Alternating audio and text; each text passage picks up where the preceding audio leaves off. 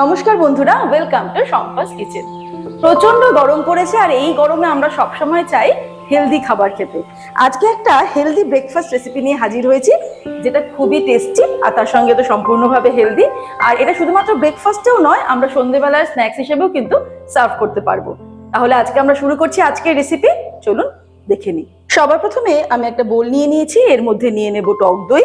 এখানে আমি 200 গ্রাম টক দই নিয়ে নিলাম, 2-3টে কাঁচা লঙ্কা কুচি, আর দিয়ে দেব ধনেপাতা কুচি 1 মুঠো, হাফ টিস্পুন নুন। এবার এটাকে একটুখানি মিক্স করে নেব, তারপর এর মধ্যে জল দিয়ে এটাকে পাতলা করে নেব। এবারে আমরা চলে যাব পরের স্টেপে।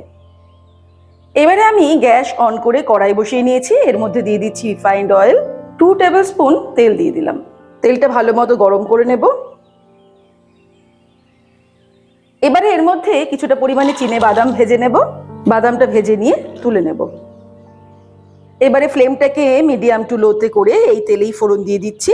হাফ টিস্পুন সর্ষে, একটা শুকনো লঙ্কা, কিছুটা পরিমাণে ছোলার ডাল, ডালটা আগে থেকে ভেজানো ছিল, আর দিয়ে দেব ফ্রেশ কারি পাতা। ফ্লেমটাকে একদম লোতে করে ফোড়নটাকে আমি ভেজে দিচ্ছি 10 থেকে 15 সেকেন্ড।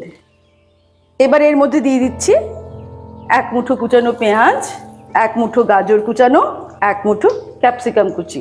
ভাজার সময় দিয়ে দেবো হাফ টিস্পুন নুন।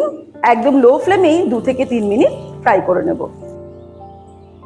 2 থেকে 3 মিনিট সবজিটাকে আমি ভেজে নিলাম। এবার এর মধ্যে দিয়ে দেব সুজি। 100 গ্রাম সুজি আমি এর মধ্যে দিয়ে দিলাম। এবার সুজিটাকেও আরও 2 থেকে 3 মিনিট সবজির সঙ্গে ফ্রাই করব।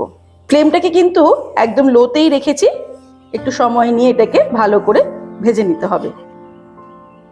সুজি অ্যাড করার পর আমি আরও 2-3 মিনিট ভালো করে এটাকে ফ্রাই করে নিয়েছি। এবারে আমি রেডি করে রাখা যে টক দইয়ের জলটা বানিয়েছিলাম সেটা এর মধ্যে দিয়ে দেব। ফ্লেম কিন্তু একদম লোতেই রয়েছে। আর এই সময় দিয়ে দেব সামান্য চিনি, 1 টিস্পুন চিনি দিয়ে দিলাম। এবারে আমাদের নাড়তে নাড়তে রান্না করতে হবে। আমরা নাড়তে নাড়তে এই সময়টা রান্না করব, যাতে নিচে লেগে না যায় আর সুজিটা দলা পাকিয়ে না যায়। 3-4 মিনিট লো ফ্লেমে আমি নাড়তে নাড়তে রান্না করলাম। এখন কিন্তু সুজিটা অনেকটাই ঘন হয়ে এসেছে, তবে এটা একটু ঠান্ডা হলে আরও কিছুটা ঘন হয়ে যাবে। এই অবস্থাতে আমি বাদামগুলোর মধ্যে ছড়িয়ে দেব আর মিক্সড করে নামিয়ে নেব। ব্যাস, তাড়াতাড়ি তৈরি হয়ে গেল আমাদের আজকের হেলদি অ্যান্ড টেস্টি রেসিপি দই উপমা।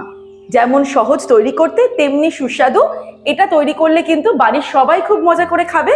আজকের রেসিপিটা ভালো লাগলে রেসিপিটাকে লাইক করতে, শেয়ার করতে ভুলবেন না। আর এরকমই দারুণ দারুণ রেসিপির আপডেট পাওয়ার জন্য সম্পাস কিচেন চ্যানেলটিকে সাবস্ক্রাইব করে নিন।